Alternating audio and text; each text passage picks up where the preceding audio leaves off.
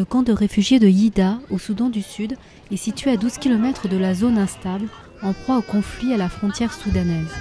Près de 60 000 personnes traumatisées vivent ici et continuent d'arriver par milliers, fuyant un conflit brutal dont ils voudraient voir la fin.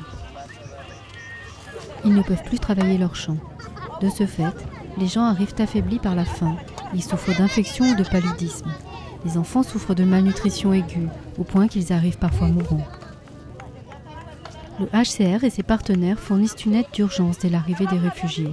Ils reçoivent des soins, de la nourriture, de l'eau, et ils peuvent construire un abri provisoire sur un carré de terre qui leur est alloué.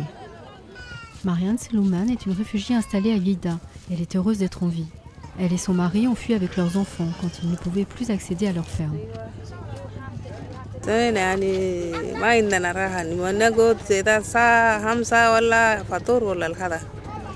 À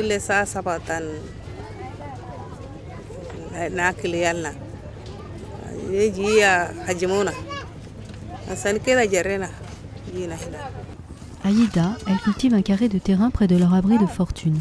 Et le HCR et les autorités du Soudan du Sud voudraient qu'elles et les autres réfugiés s'éloignent de la région frontalière vers le sud, dans des camps plus sûrs.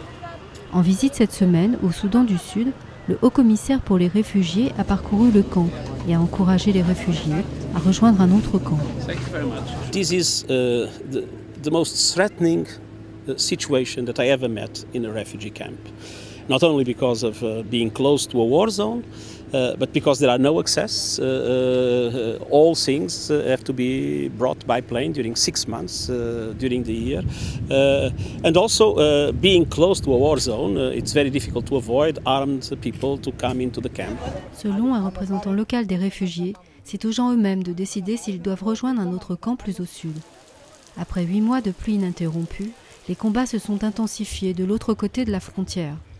Le HCR s'apprête à aider d'autres réfugiés qui devraient traverser la frontière par milliers.